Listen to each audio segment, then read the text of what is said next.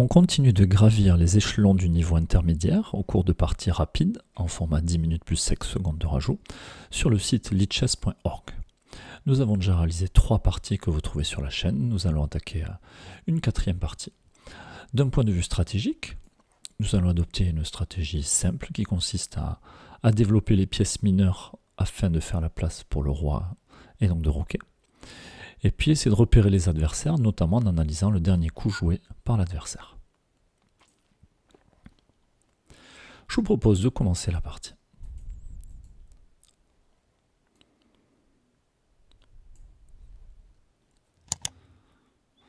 Nous avons eu 2 fois les pièces noires, la dernière fois nous avons eu les pièces blanches. On attend le choix du site. Nous affrontons Isidore83, qui ouvre avec D4.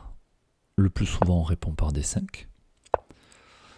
Donc je vais jouer assez standard. Je développe le cavalier, ensuite j'essaierai de trouver une case pour mon fou afin de roquer. Notre adversaire qui développe son fou, 2 cases noires. Alors si on se posait des questions d'un point de vue théorique, on se dit mais peut-être qu'il nous joue un système de Londres mais avec un ordre de coups un peu différent. Je vous propose de faire mais de toute façon comme si on ne savait pas ce qui se passait.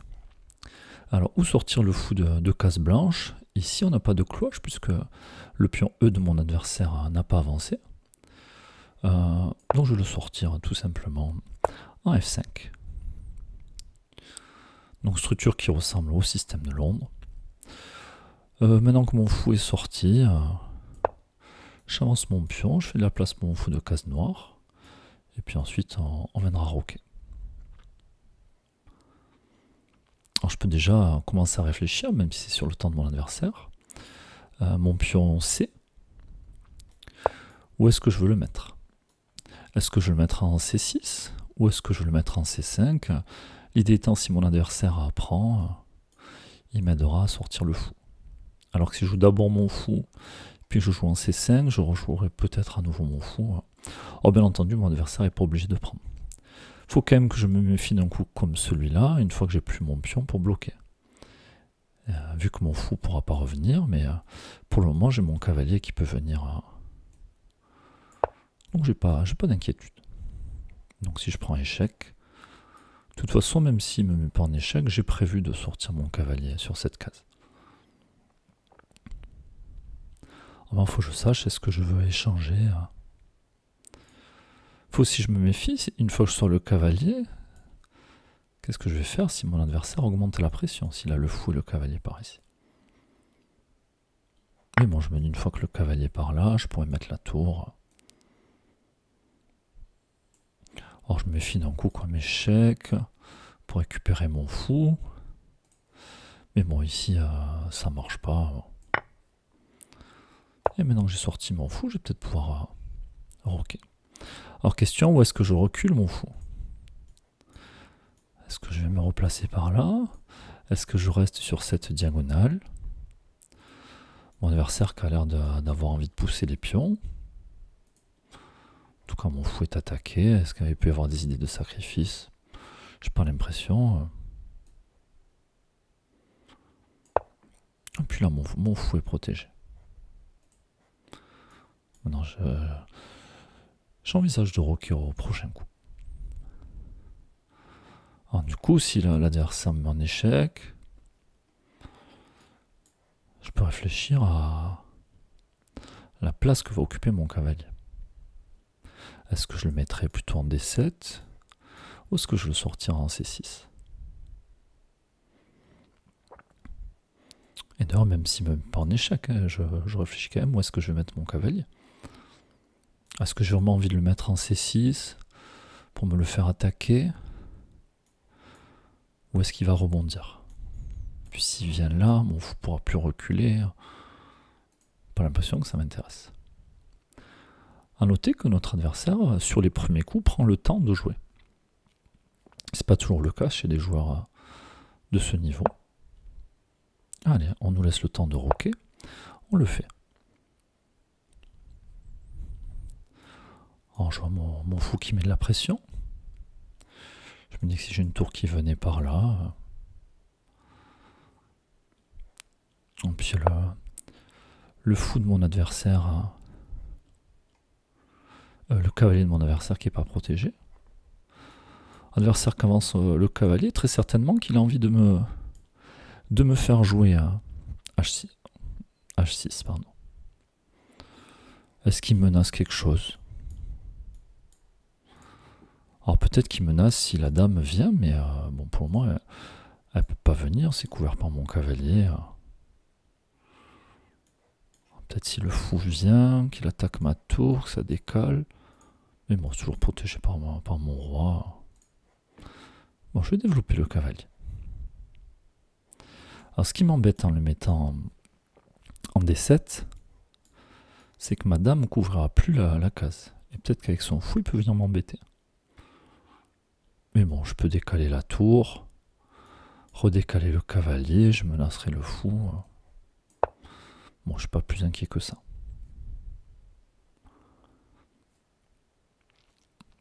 Non, j'envisage très sérieusement de mettre ma tour sur la colonne C, avec le cavalier qui n'est pas défendu. S'il bouge le cavalier, il y a mon fou qui est prêt à attaquer. Là, mon adversaire qui propose un échange des fous. Coup intéressant ici. Très certainement, comme l'adversaire veut que je prenne le fou pour que ça lui développe la dame et que derrière il menace échec et mat.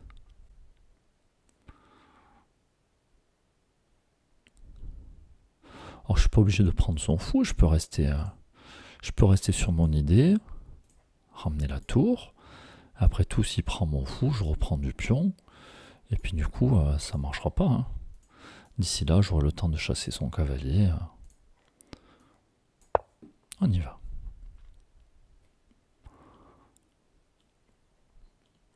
Ah, mais maintenant, je vois pourquoi l'adversaire est venu ici. Et d'ailleurs, très certainement que si je reprends, il va pouvoir... Non, il peut toujours pas ramener la dame. Il y a mon cavalier qui veille au grain. Adversaire qui défend avec le roi. Mais du coup, il ne pourra plus prendre de la dame, il ne pourra plus roquer. Son roi qui est au centre. Alors j'envisage un coup comme échec. Est-ce que ça m'apporte quelque chose? Je ne suis pas sûr. Je peux aussi chasser ce fou. Bon, je crois que je vais changer les pièces. Et puis comme ça, il ne pourra pas amener la dame, il sera obligé de prendre du pion ou du roi. Non, maintenant j'envisage. Ou alors, je peux avoir la même attitude que lui. Mettre la pression sur son fou peut m'aider à, si jamais c'est lui qui échange, et puis je mettrai la pression sur son cavalier.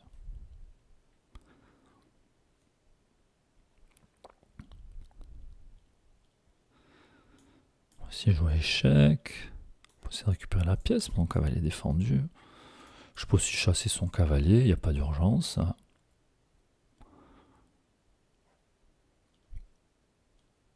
Non, je peux aussi chasser. Mais bon, je vais provoquer des échanges. Je vais me créer une faiblesse sur ce pion.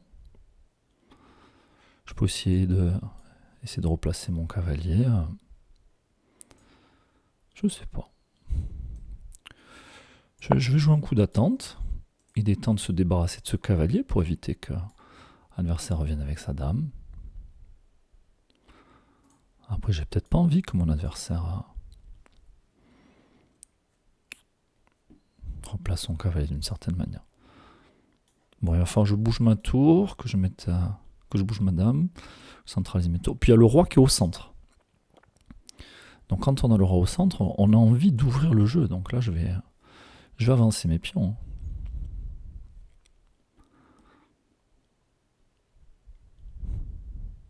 Peut-être d'ailleurs que j'aurais dû le faire d'abord. Si jamais mon adversaire replie, ça va l'aider à défendre cette case.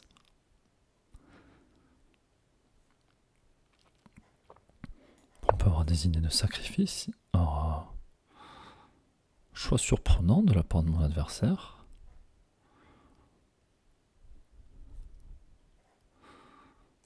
De replacer son cavalier à centre. Ah, peut-être qu'il envisage de pousser les pions. Mais je vois pas ce que ça change. Pourquoi il n'a pas mis son cavalier en F3? Je ne sais pas.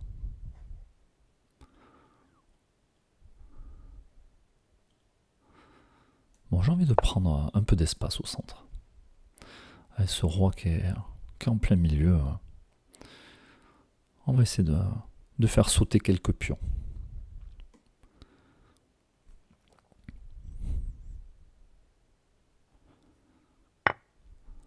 Mon adversaire qui décide de sacrifier. Maintenant, faut se méfier des sacrifices de ce genre. Il fait de la place pour la dame.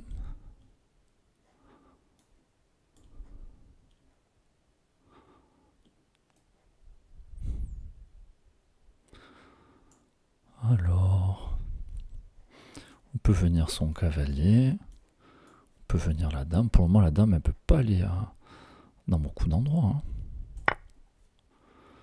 Et puis là, j'ai une découverte. Et maintenant qu'il a sacrifié du matériel, peut-être que j'ai très envie d'échanger les dames. Et du coup, son attaque risque...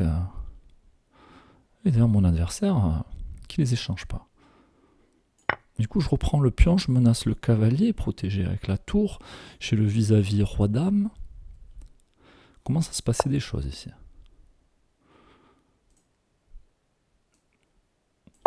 Alors, je menace échec à la découverte.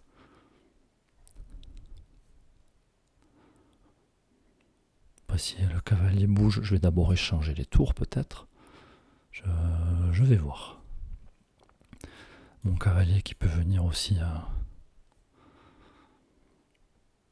Bon, faut quand même que je me méfie de cette dame qui peut arriver, mais pour le moment j'ai mon cavalier qui défend très bien les cases blanches en fait.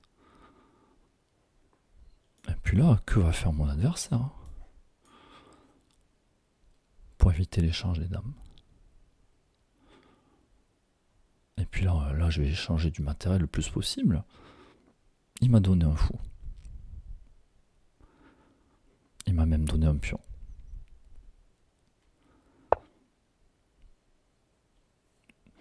Donc un adversaire qui décale la dame. Je peux venir faire échec. Est-ce que je peux utiliser cet échec à la découverte? Ben oui. Si je prends le cavalier et échec à la découverte en même temps, il y a même double échec. Mon cavalier qui est protégé par la tour.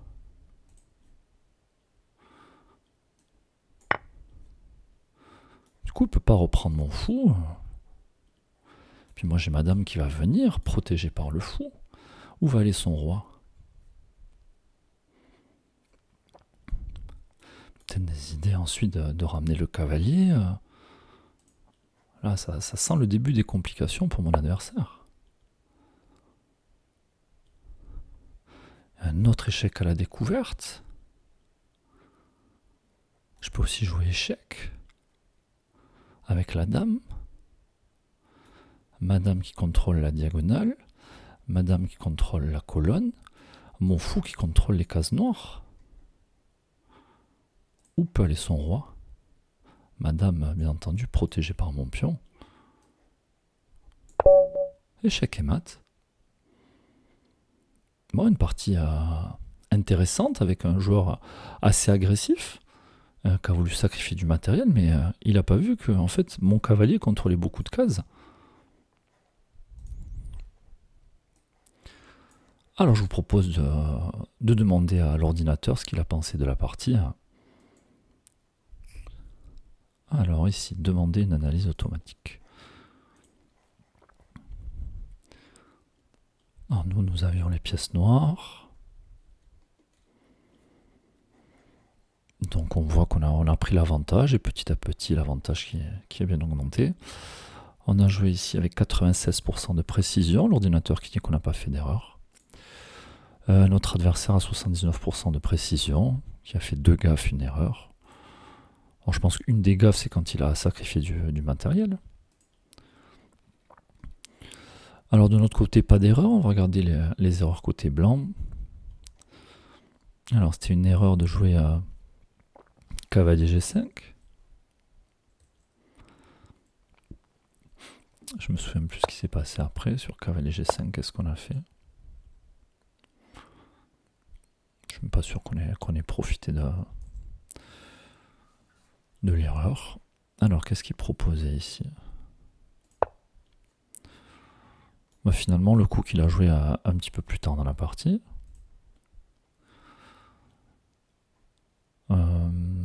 Oui, puis je sais pas pourquoi notre adversaire qui a déplacé son roi, qui est venu mettre le roi devant sa dame.